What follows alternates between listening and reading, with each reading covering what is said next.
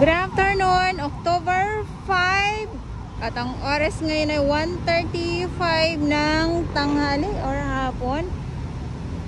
Manila Bay, Dolomite Beach po tayo. Biruin nyo po yun. Ang lakas ng ulan, biglang buhos ang malakas na ulan. Galing tayo dito sa may Manila Hotel. At ngayon naman po ay nandito tayo ngayon sa may Dolomite Beach. Ay, alam niyo po yung nagmamadali ako kasi hala, umulan na naman. Baka mamaya ang Dolomite ay mahigop ng alon or malakas ng hangin. Grabe, biglang init naman. Tapos yung Dolomite Sun, ang ganda talaga tingnan. Bagong tambak kasi. Joke! Joke! Kayo naman. Pero dito sa kabilang side, ang dilim mo. As eto. Tapos dito sa kabilang maliwanag. Madilim at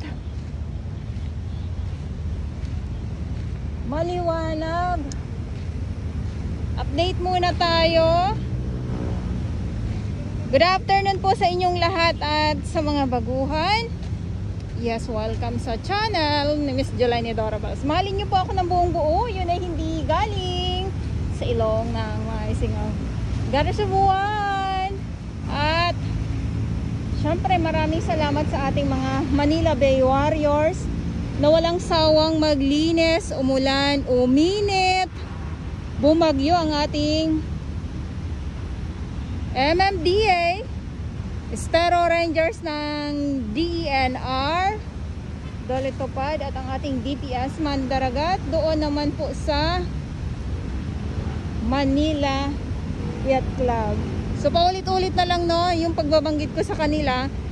Kasi sila talaga yung mga naglilinis dito araw-araw. Umulan, uminit, bumagyo. At syempre yung ating mga volunteers, maraming salamat. At sa ating mga vendors na naglilinis din po dito. At ang ating mga kapulisan at mga security guard.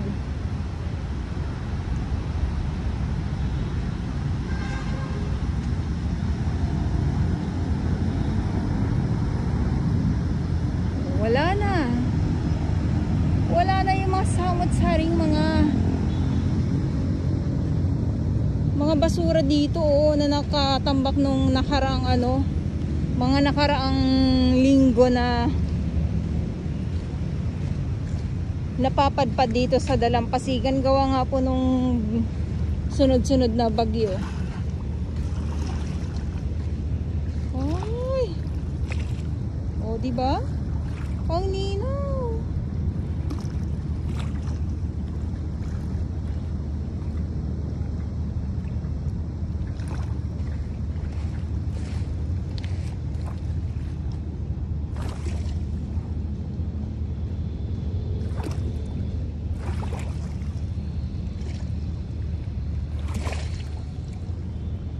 Ito muna yung natin. Karagatan. Uy, karagatan. Ito muna yung inyong makikita. So, hindi pa din po maiwasan yung mga ayan o, yung mga paparating na na mga kalat po, mga plastic. Pero yung mga water lily dito ng mga nakarang araw ay wala na po, nasimot na din. Thank you so much po. Lumilinaw, lumiliwanag.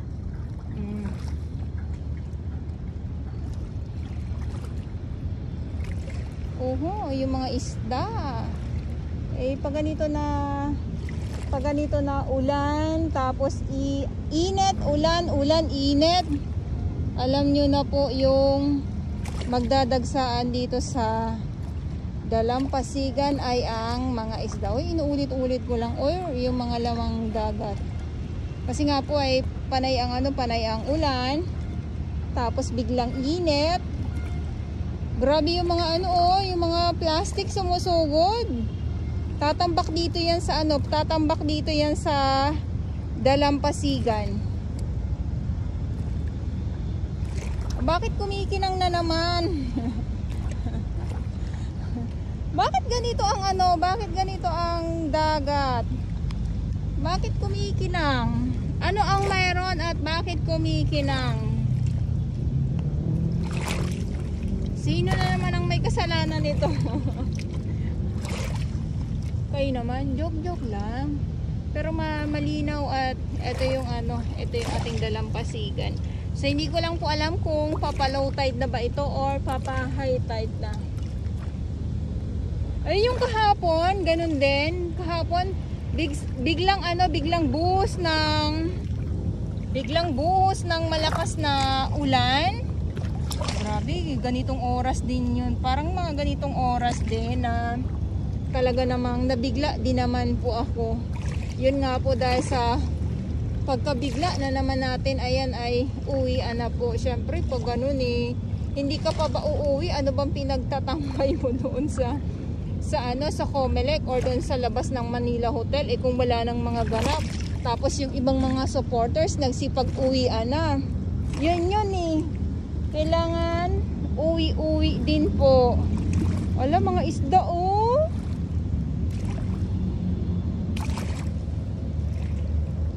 Parang sila, parang nagsiswimming na naman itong mga ilan dito. Grabe, andito sila. Wait lang, pakita ko lang po.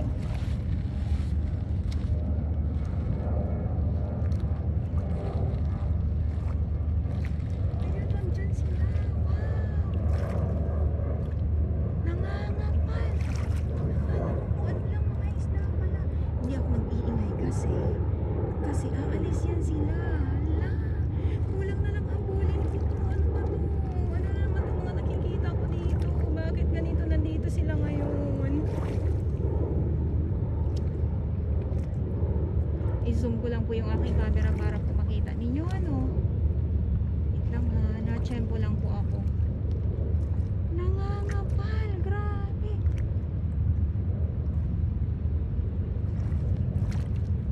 Ayan na. Makikipaghagaran ako dito ngayon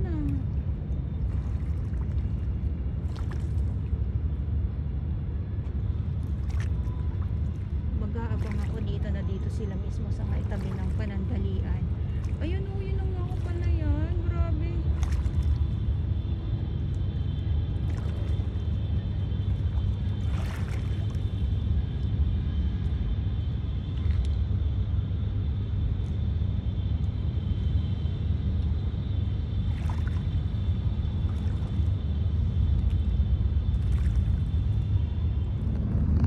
Ayun na nga, so tuloy lang po ang update natin ngayong hapon dito sa Manila Bay Dolomite Beach. Ayan, so maliwanag, lumilinaw ang dagat. So, buhay na naman ang mga lamang dagat, lalo na pag ganito dahil nakikita nila yung kanilang totoong mundo ng mga isda, dahil nga po ay malinaw na naman po ang dagat. Kaya itong mga isda na nakikita ko din ay nandito lang yan sila, paikot-ikot lang yan sila. Ayan akala ko kung ano yung mga nangingitim kanina, yung pala ay mga isda. Nabigla naman ako kanina, ano yun? Yung pala ay mga isda pala, katulad dito sa kabila yun ayan dyan.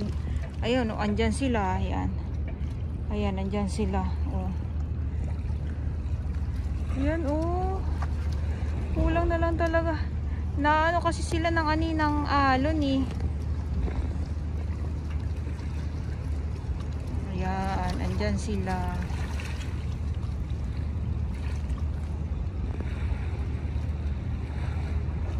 Pag may barko kasi umaano yung kanilang pwesto, nagagalaw sila dahil maalon-alon.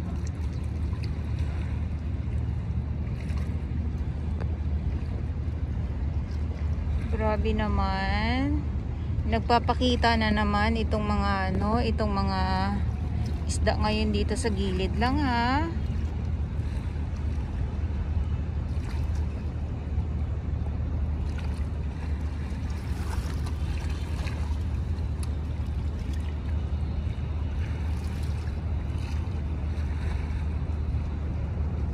Ayun, so ito yung update natin ngayon dito sa Manila Bay Dolomite Beach at hapon na din. Mag-aalas 2 na din po ng hapon. So maraming salamat po sa inyong lahat at muli ulitin ko lang at sa mga baguhan.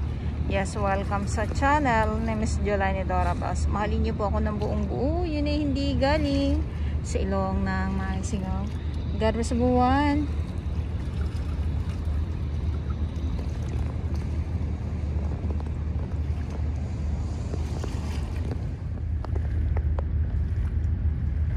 Diba mga isda, eto na naman tayo sa mga isda na nagkukumpulan lang.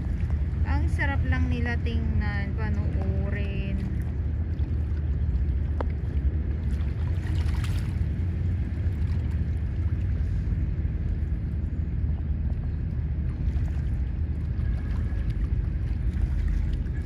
Tahimik lang yung ano, kung wala lang mga barko na dumadaan eh.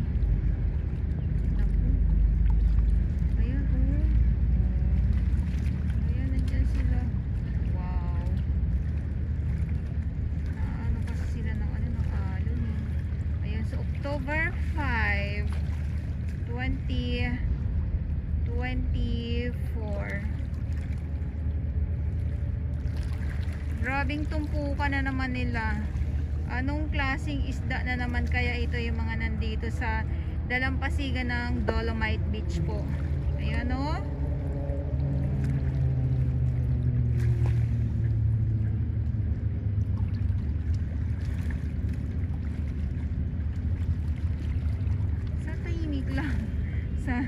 Parang pakiusapan ko yung dagat. So, tahimik lang kayo para naman ano, para naman makakuha ako ng ayos.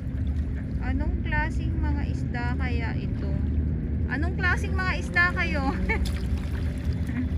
Tapos sumagot sa akin ah. Wala, kakaiba na ito. Nakita nyo ba? Natumalon.